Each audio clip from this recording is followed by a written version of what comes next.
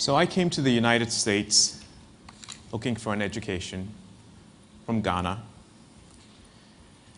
And I remember arriving in Philadelphia and taking an anxiety-filled taxi ride from the airport to Swarthmore College. That ride cost me $20. I had $50 in my pocket when I arrived. So my first moments in the United States were somewhat anxious. But then I had this amazing 4-year experience of what an education is at a school that subscribed to a model of education called the liberal arts, which I hadn't heard of before I applied to school in the US. And I encountered faculty who cared, a curriculum that expanded and switched on my mind. I saw these 2 huge libraries on campus, worked in very fun labs in engineering, in the engineering department. And I lived and learned with amazingly honest students who could be trusted to take home exams, which was just amazing to me. And after those 4 years, I went to work at Microsoft as an engineer. A year into Microsoft, I visited Ghana for the first time. I'd been away for 5 years. And I was utterly disillusioned. It was a time of despair for me because Ghana was still ruled by a military government. Nothing worked. The phones didn't work. The water often didn't run. It was just wild. And I had classmates who had stayed for their college education in Ghana who studied computer science by writing code on paper, never wrote code on a machine.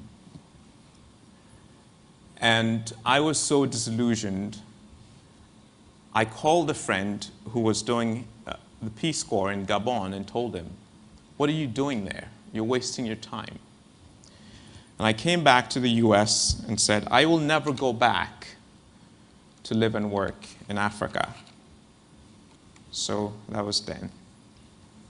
And then a few years later, I became a parent and everything changed. Because I saw this child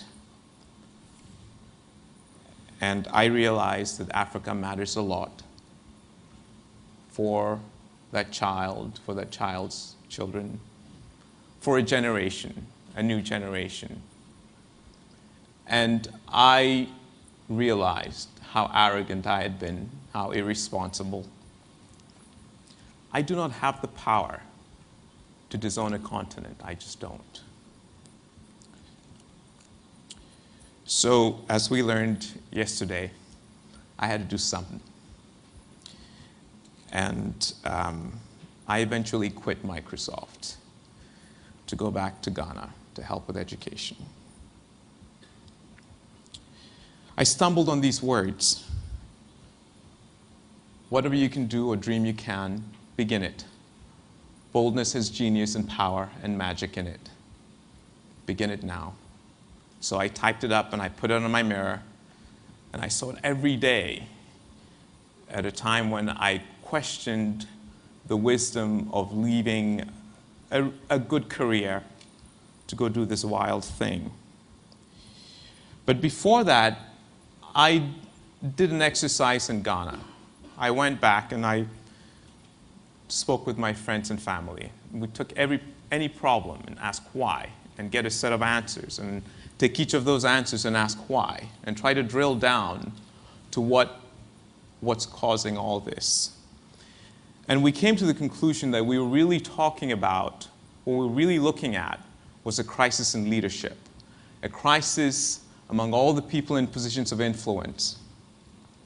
Some of them were corrupt, some just accepted the status quo, people in positions of influence who had the power to act who weren't doing so.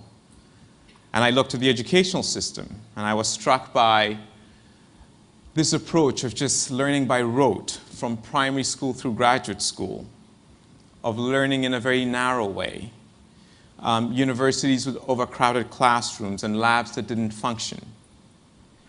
and serious incidents of academic dishonesty. I also learned that only 5% of college-age kids go to college in Ghana. And it's true in sub-Saharan Africa. The thing about 5% is that it's too small, but also it means that by definition, the people who are fortunate to go to college in Ghana will run the country one day. And so as I was looking at those classrooms and those labs, I felt I was looking at a direct predictor of what Ghana would look like in 30 years when these 20-year-olds were in their 50s and they were in positions of leadership. And so I felt this is a catalytic thing. I could get engaged with this and make a difference. And so I set about starting this organization, Ashesi University. We all understand education is about developing the intellect, but it's also about developing character.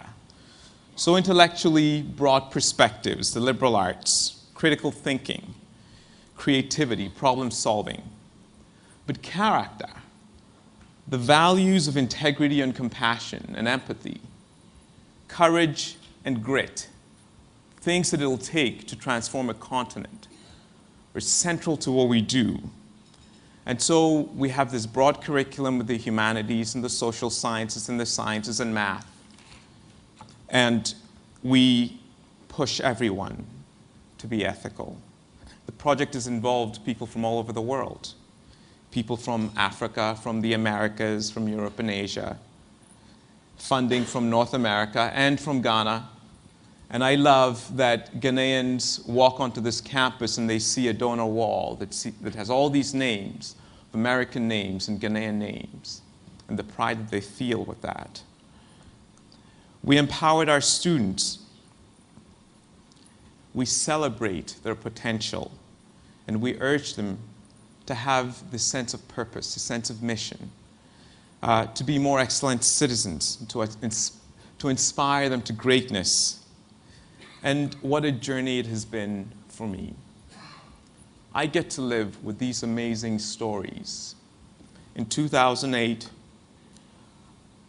a student body in Ghana decided to adopt a code of honor for exams, to hold themselves individually and corporately responsible for ethical behavior, and to tell us that it was okay to step out of the exam rooms because they would do the right thing.